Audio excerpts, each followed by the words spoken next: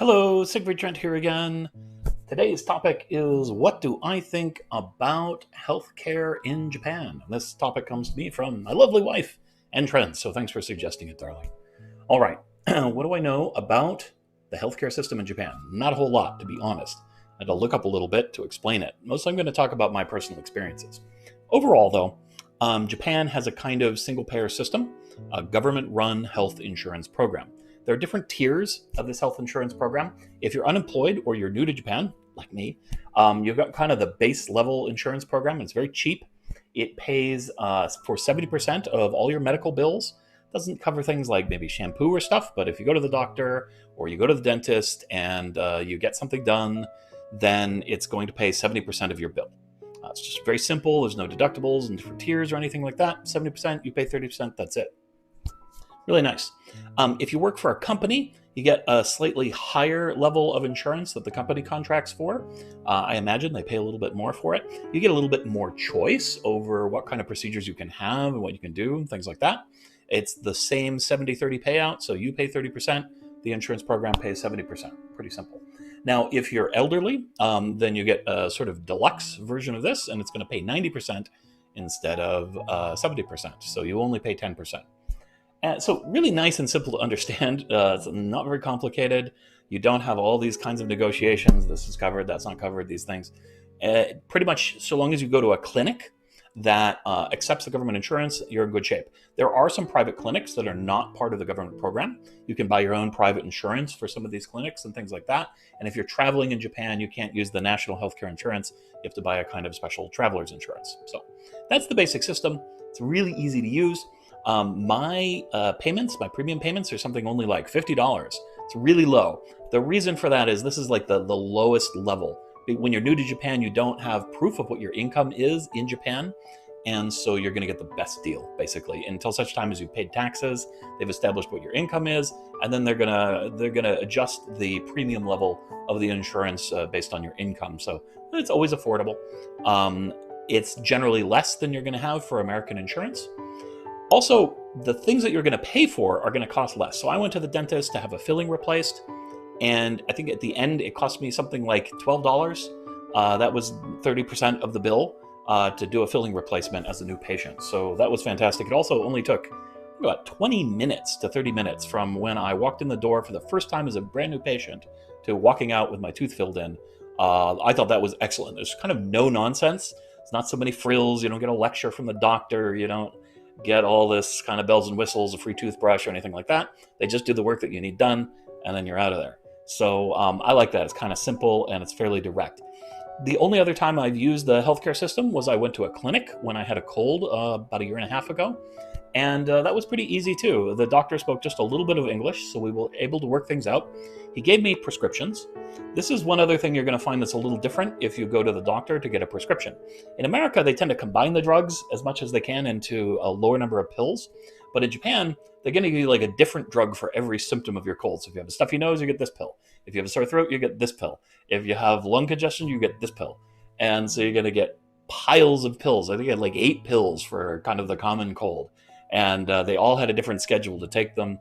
That was a little bit complicated, but it worked pretty well. They suppressed the symptoms really nicely, so I didn't have any trouble. I appreciate it. I thought it was pretty good, and it didn't cost very much either. I don't remember what my clinic visit and the drugs cost, but it was really just a drop in the bucket. It was a small expense, like going out for dinner or something. I think might have been around $30, so no problem there. Let's see, what else can we say about it? They have a national health check system. It's pretty interesting. Every year, you're supposed to go in for kind of a physical. And then every 5 years or something like that, you go in for kind of like the grand physical if you want to. You get to pay a little bit extra for that. And they do all kinds of tests. And basically, they issue a sort of a report card that says, oh, yeah, your health is about a B+. And then it lists the different areas where you're doing great and the areas where you might need to do some work. And that sort of thing. So that's kind of interesting. If you work for an employer, the employer has to provide the health check for you. If you don't work for an employer, you're a contractor or unemployed, something like that, then it's just kind of optional. You can choose to do it or not. The health insurance pays It doesn't pay for it, but it does kind of subsidize it, so it's relatively inexpensive. If you want to go for the grand super checkup, and they will check all your fluids and they will scan you with things, then that you'll have to pay a little bit extra for. So it costs a bit more. But everyone, like I said, if you have a regular job, then you're going to have to do it. Now, one thing Americans find really strange and nerve-wracking is that your employer gets to see your health report card. So I don't think they see everything that happened, but they get to find out the outcomes. So a lot of Americans do not like this when they come here and find this very concerning, but that's the way it is in Japan. All right, what else can we say about it? You don't see as many huge hospitals here in Japan. There's a lot more small clinics. There's usually a drugstore, and there'll be a clinic right next to it in many, many neighborhoods all over the place. These places are not very big, but they're very widespread. This is true of a lot of kind of retail things in Japan are like this. Grocery stores, convenience stores, and stuff like that are very common. So you see a little bit less of the giant mega hospitals, and people go to the clinics first, and then they'll go to the hospital later. But, I'm not Japanese, so I don't know all the situations. That's just kind of from my general observation. There are a lot of sort of alternative medicine and therapies, especially massage. You're going to find cupping and acupuncture and things like that, and different types of massage available in a lot of different places in Japan. I have not availed myself of any of these things. I'm not really fond of those kinds of procedures. I do like a good massage from time to time.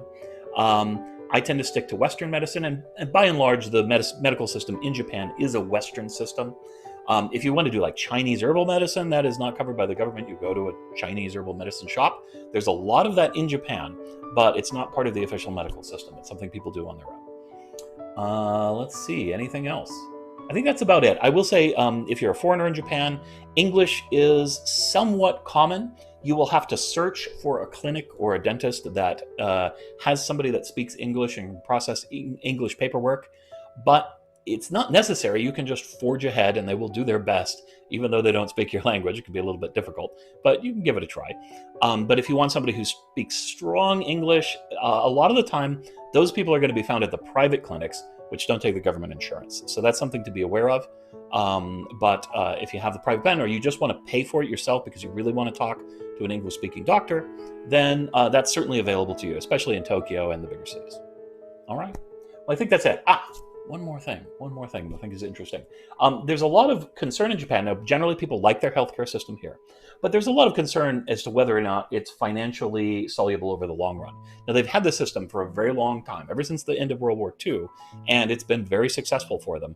But they're looking into the future, and as the population of Japan is aging, it's already aged. They have the most aged population in the world, and they give the 90% coverage to older people, and the working population gets smaller. Well, obviously the healthcare system comes up under a lot of pressure. It's not quite as bad as in America because you don't quite have the exponential growth in healthcare costs because of the single payer system.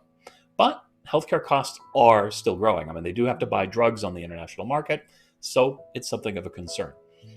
So they have their challenges for sure. It's not a utopian panacea. But personally, I like it a lot because it's incredibly simple. Everybody gets access to it. In fact, it is required that you have access to it and that you subscribe to it. I don't know what the penalties are. I don't think they're particularly terrible, but pretty much everybody falls in line because it's Japan and you do what's socially responsible to do. All right. Well, that's what I think about healthcare in Japan. Keep in mind, my knowledge is not huge on this subject, but I'll share my experience. All right. Have a great time out there. Stay healthy and stay safe. Okay. Bye-bye.